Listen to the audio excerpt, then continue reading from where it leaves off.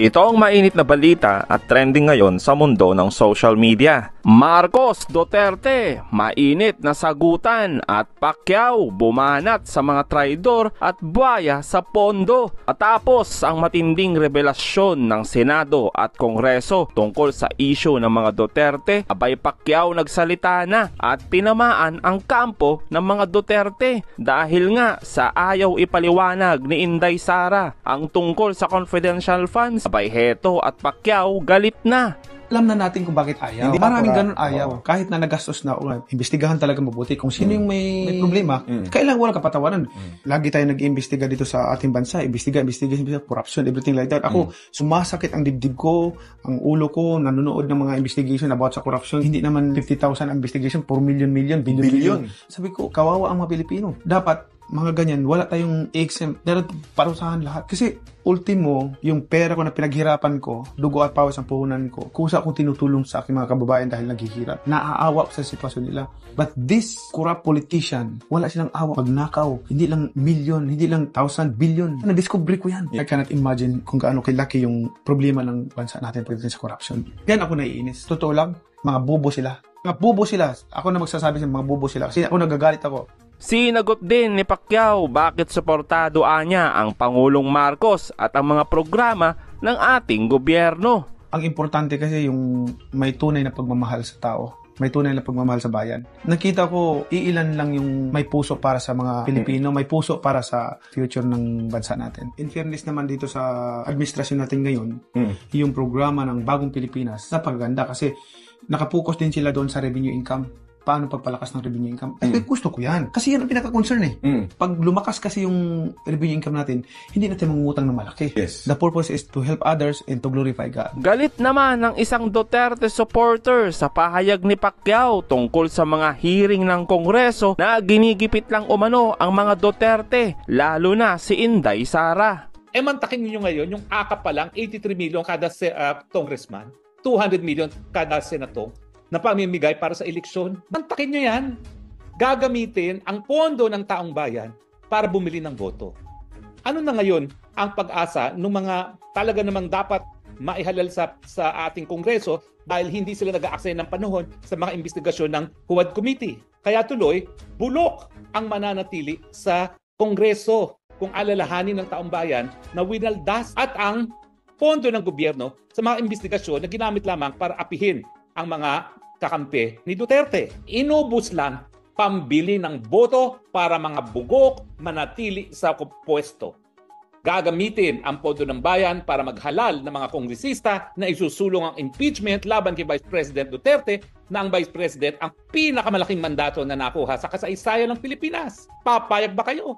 Mainit naman ang naging reaksyon ng ating kababayan. Tama, kasuhan at ipakulong na yan at isama na rin ninyo ang mga sinungaling at binabayaran. Sama-sama na sila. Dapat maparusahan ang BP na yan, ikulong para matapos ang kanyang panggugulo. Hala, mandarambong lumabas ka na Roque at mananagot ka sa kasalanan mo. Gumagapang na po, unti-unti na ang karma sa mga sinungaling at mandarambong. Sir, ano yung implications? Kasi yesterday may lumabas na resulta from the PSA checking the yung mga parang around 2,000 names and then parang 1,000 plus yung wala raw pong records. Ano po yung implications nito doon sa investigasyon ng good government? Well, hindi naman siguro implication. So, kino-confirm lang po yung mga findings saka karamihan po ng mga tanong dun sa aming hearings, no, na yung mga tao na yon ay hindi po totoo at hindi nag-exist. Siyempre, na-magnify lang po to dun sa kasikatan po ni Mary Grace Piatos, pero meron pa po pala siyang 1,000 na mga tropa na kasama. So again, parang hindi naman na po kami nagulat doon. Papunta na nga po doon at alam po natin na hindi po totoo itong mga taong to. So, at nagamit lang yung mga pangalan na to para makapaglabas po ng kaukulang na confidential funds.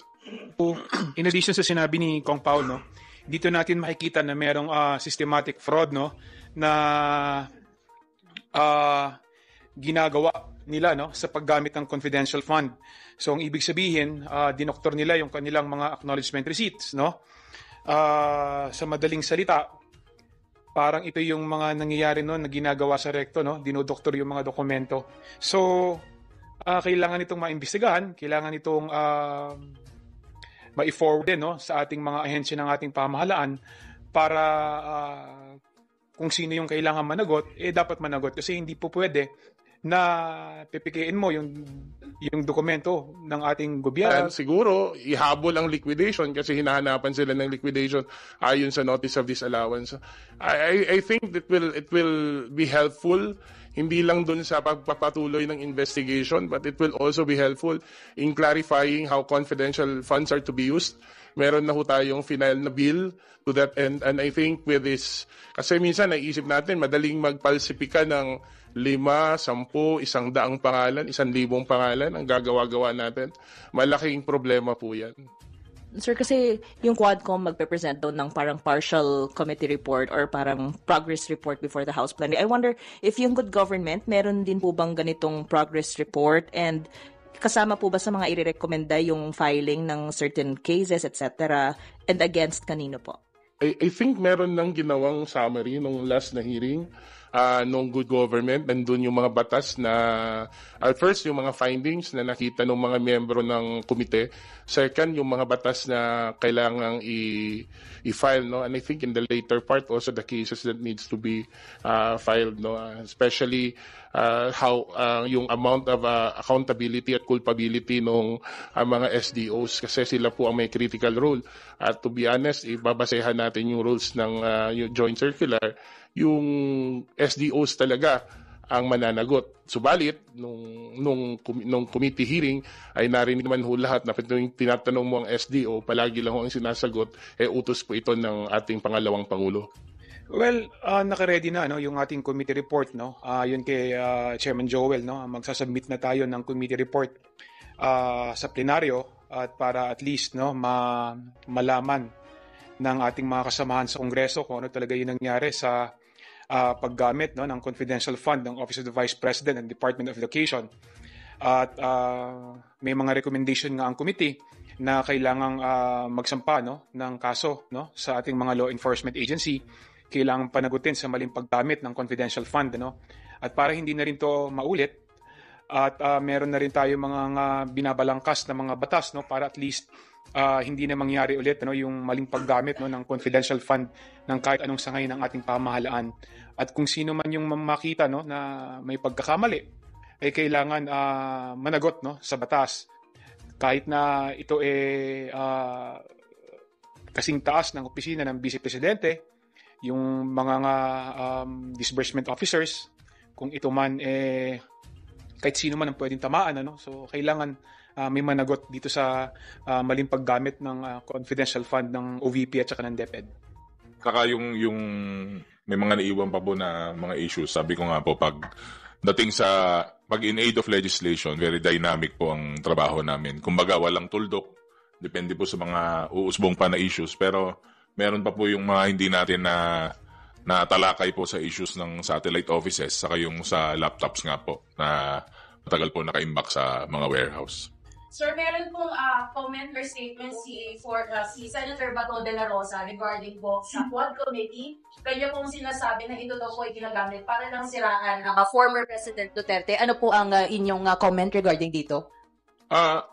Siyempre, he's entitled to his own opinion. Pero maganda rin po na nanonood po siya ng Quad at saka nakikinig po siya ng Quad and is observing na at least they can see how hearings are done in the House of Representatives na alam naman po nila wala pong bahid ng bias doon. I think the intention is to hold people accountable, to make sure that the laws that we have passed are executed, are implemented well. And I think in this case, no, nakikita natin na may mga batas na lumalabas at may mga batas na mga panukalang batas na nafa-file. At nakikita ho talaga nating in aid of inquiry in aid of legislation po ang ginagawa natin sa Kamara.